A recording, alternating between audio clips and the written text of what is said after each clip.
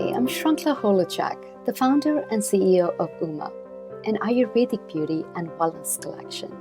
This is the UMA Ayurveda Podcast. Each week, I'll be having a conversation with someone I greatly admire on the topics of Ayurveda, holistic healing, spiritual well-being, and alternative health.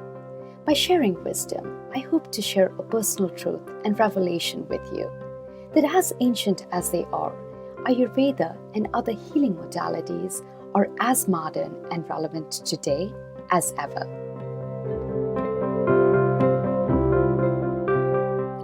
This week, Stacey Lindsay takes over as host of the UMA Ayurveda Podcast. Stacey talks with Eliza and Josh Peck. Eliza and Josh are the founders of the Dojo Upstate, a sound meditation retreat in upstate New York.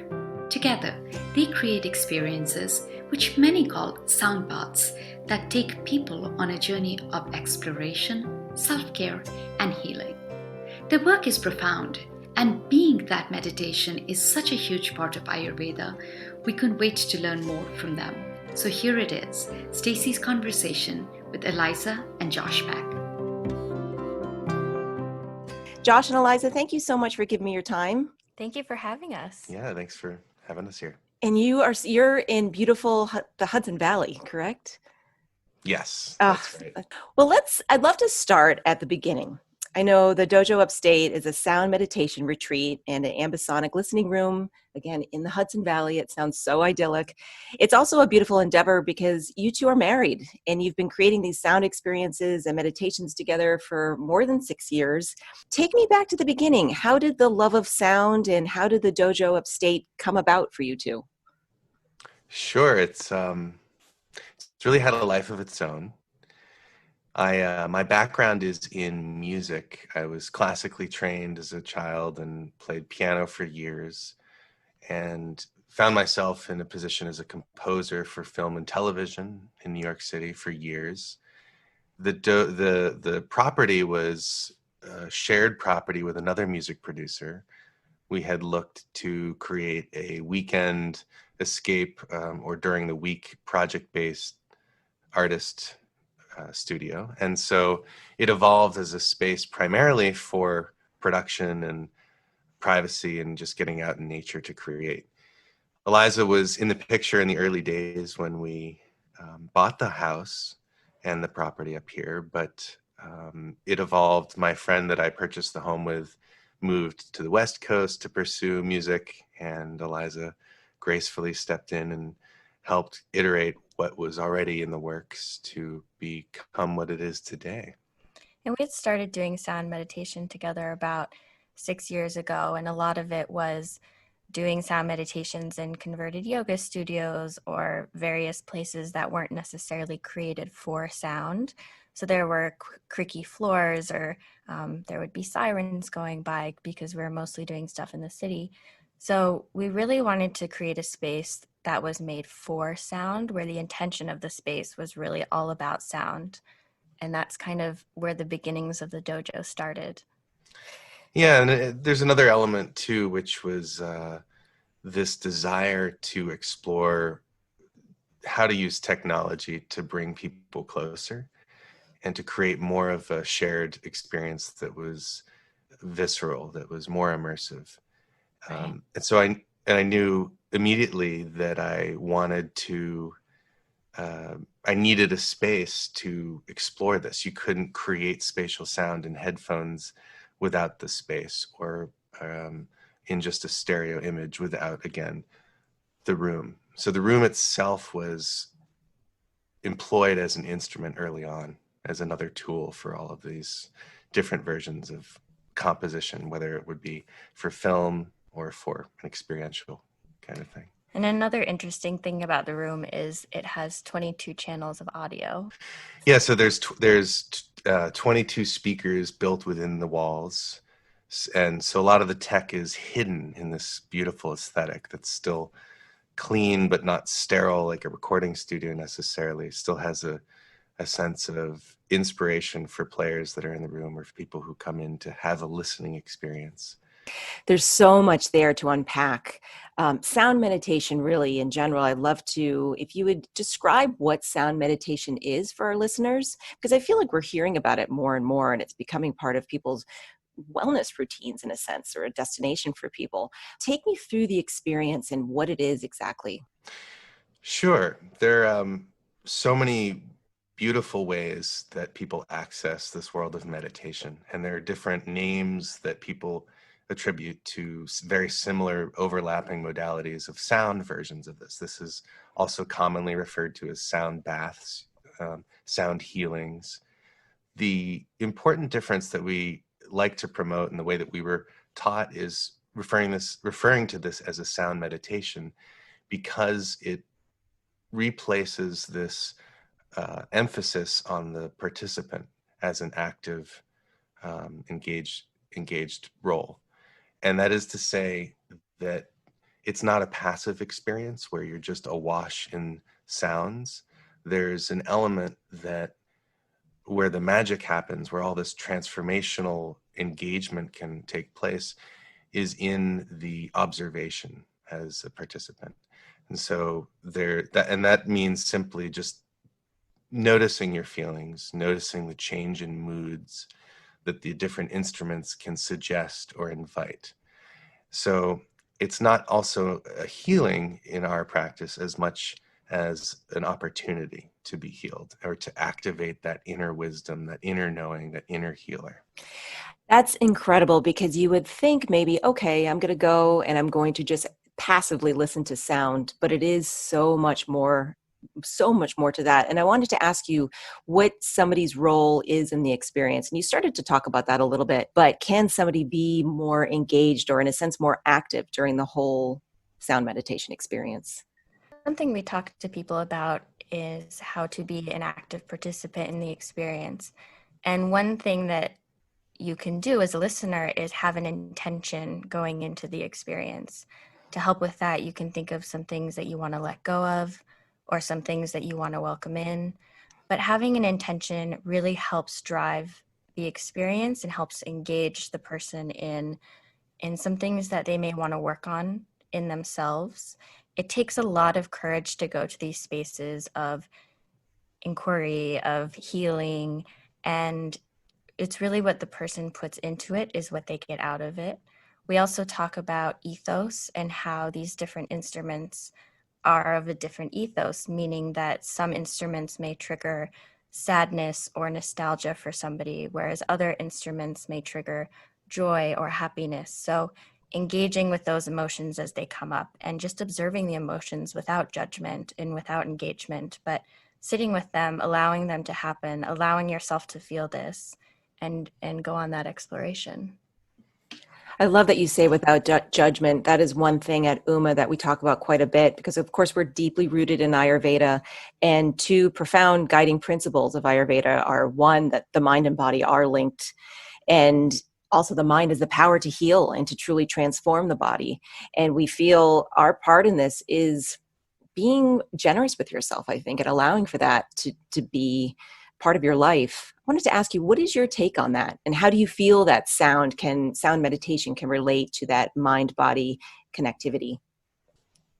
I think a lot of these practices are devices for realigning with a deeper sense of awareness as a window into presence. And I think that's where you see this philosophy of mind-body connection as oneness. There's often a lot of immediate knowledge stored in the body, and somatic therapies and body knowledge that can unlock emotional issues that we store, whether we say that's in the mind or elsewhere. But they are very interconnected in our work. And I think the physical property of sound, the way that it requires a medium of air and transmission through the ear, moving this physical world to the electrical world, to the knowing world, to levels of consciousness, you have this ability to shape and affect reality by providing opportunity. And that's what Eliza was referring to when she says some instruments can suggest nostalgia or joy. there's an opportunity that sound presents to access both the mind-body states. So how can this fit in? How does this fit into modern life? Of course, we're going a million miles a minute. But if somebody were to say, gosh, this sounds amazing, but I don't know, how do I fit this into my life? Do you recommend once a week or just kind of exploring it here and there? How do you see it fitting in? I think so much about meditation and engaging in meditation is to really listen to your mind and your body while you're doing these experiences. So for one individual, they may do a sound meditation and then want to come every single day or once a week, whereas other people might want to engage once a month and will more slowly turn it into a practice. I think what's important is not getting to a point of frustration or of pushing oneself, but just allowing yourself to gently engage in the process of meditation. So I imagine this is incredible immersive experience where you're exploring consciousness. But what about after you leave the meditation? Is there a way to honor what you experienced and to essentially continue to reap the benefits of the experience? I think it's a good way of connecting the earlier question as well, which is like, how does this fit into modern life? You have an entry point, which I think is, again, just about awareness, about being in the shower with with the water coming down on your head and hearing that different sonic experience and having that be this opportunity again to drop you into a greater sense of presence. And similarly, on the way out, how do we integrate these experiences? That's where in most meditation practices or journeys or arcs of transformation, you have arguably the most challenging period, which is making meaning, bringing it back, changing the patterns. And I think with sound, a way to create integrative practices is simply to create quiet spaces for yourself, quiet spaces with conversations, such as simply being present with a friend or a family member without agenda, without queuing up your question while you're listening. That's something that I've learned in this work, is just a slowing down. Presence while listening. Mm-hmm. And that can be incredibly hard, as you say, queuing up questions while you're having a conversation with somebody. It's like it is probably one of the hardest things, I think, for human beings today, just as you said, to slow down. Are there ways that you recommend people in their day-to-day? I'm so curious because I need that very much in my life, to take a beat and to try and be more present. I think so much about being present is not living so much in the future. And we have this tendency to want to plan out our time or know what the next step is or know what we're going to be doing in 20 minutes, or while we're speaking to somebody, like Josh spoke about, having an agenda, or sometimes just wanting to engage with somebody is queuing up the next question.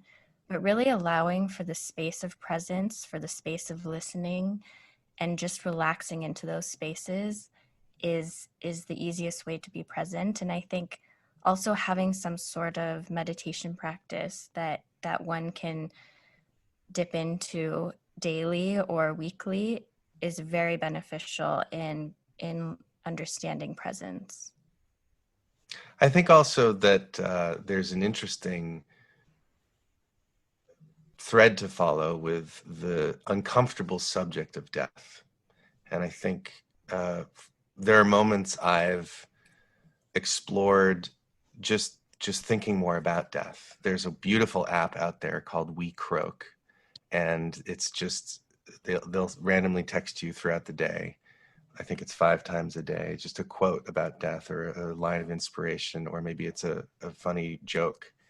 And the point to be made is that in contemplating sort of arguably the greatest fear or the greatest unknown, we can bring a more forward sense of gratitude into each moment and understanding and appreciation. I do this with my dog. I do this with Eliza.